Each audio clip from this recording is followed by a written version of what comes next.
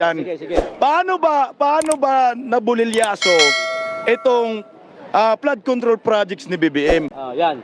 Ito makinig kayo sa sasabihin namin, hindi ito bula. Tsaka hindi kami marunong magbula-bula, hindi kami naglalaro ng basketball. Ano kami, Chinese garter. Lato lang. Lato-lato, okay ito. Paano ba nagsimula yan? Naalala niyo po yung suna ni BBM? Ayan. Ngayon taon lang. Nagmayabang. Nagmayabang man yan. Ang sabi ni BBM, mga kababayan ko. Gayahin mo, boses. Kanya kasi magsalita yan, utal-utal eh. Tapos sabay niya. Mga kababayan ko, marami na po tayong pinagawa na flood control projects. Ilan daw? Para sa baha. Ilan daw? Meron po tayong flood control projects na 5,500 flood control projects na tapos na. Tapos na. At meron pang ibang ginagawa pa. Palakpakan ng mga buhaya, gago. Marcos! Palakpakan, putang ina. Ang galing ni BBM. Araw lang, bay. Dumating si Karina. Wag muna. Paano dumating si Karina? Ang nangyari, si Karina ang nagpatunay na walang flood control project si Bangag. Anong sabi niya? Nagpaliwanag? Anong paliwanag? Sandali, nabangga ng barko. Ngiwi yung panga habang sinasabi. Nabangga ng barko. Bumaha lahat. Mamaya na. Nabangga ng barko. Yung isa. Pagbangga na.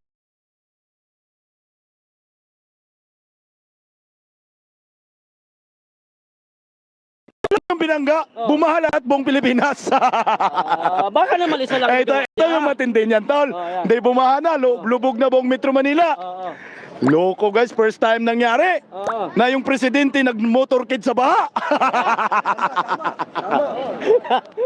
Umikot siya, sumakay siya ng, akala ko naman lulusong sa baha. Siyempre, sumakay ng truck. 6x. Kaway-kaway siya sa mga nabahaan, wala mang inabot. Baka akala, kampanya pa rin. Baka. Kakaway-kaway sa hangin. Sabi ng mga binaha doon sa Valenzuela, hindi magkakaway-kaway, wala man inabot kahit isa. So ngayon, ito na. Bumaba sa Valenzuela. Sabi na, nagbago tol. Nagbago yung desisyon niya sa buhay niya. Yung pagbangga ng barko, yung flood control projects, nabago yung sistema. Sabi ni BBM, alam mo kayo mga Pilipino, kaya kasi bumaha dahil hindi kayo marunong magtapon ng basura binarahan ng basura ang flood control kaya bumaha. Sinisi naman ang basura nga. Basura na naman. Pero ang sabi naman niya sa suna niya, mga kababayan ko, sa loob lamang ng 4 na buwan ay meron kaming nalikom na basura na 250 tonelada na basura. Putang ina, tapos kinabukasan tol, sabi binara daw tayo ng basura. Paano nangyari yon? Binagyo uli. Sige. Ano ba sa nangyari doon? Binagyo muli. Sabi ni Bagyong Karina. Ito muna. Ako muna. Sabi ni Bagyong Karina, ito mga Pilipino hanggang kayong tanga pa rin.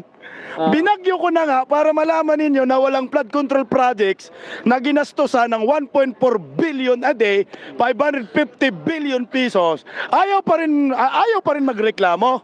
Bagyuhin niya ni Inting. Yun. Puta ina, ito na matindi tol. Ito na. Baha na sa Antipulo, Marikina, lubog na. Nagbaliw-baliwan ang buwang. Hindi ba yun? Hindi ba yun? Akala ko yun na yung. Sige, tuloy mo. Si Tambalos-los yun. Hindi. Nagbaliw-baliwan din siya. Sa kay Inteng? Hindi. Baka dun sa sa Bicol na yan. Kay Leon na yun. Oo. Ito muna. Puta ina, sabi. Pag kay Inteng, in-interview na naman siya. Sabi na, Pangulo, sabi ng media, Pangulo, bakit bumaha na naman? Sabi ni BBM, alam nyo kasi, kaya bumaha, ang problema yung hangin. Tangin na no, nabangga ng barko ngayon hangin na naman. layo, puta na. Ay, tayo, Baka Mati. wala pang tulog.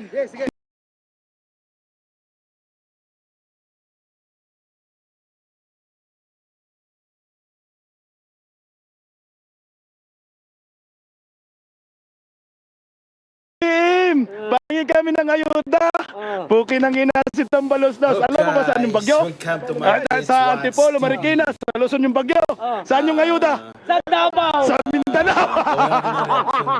Puta na.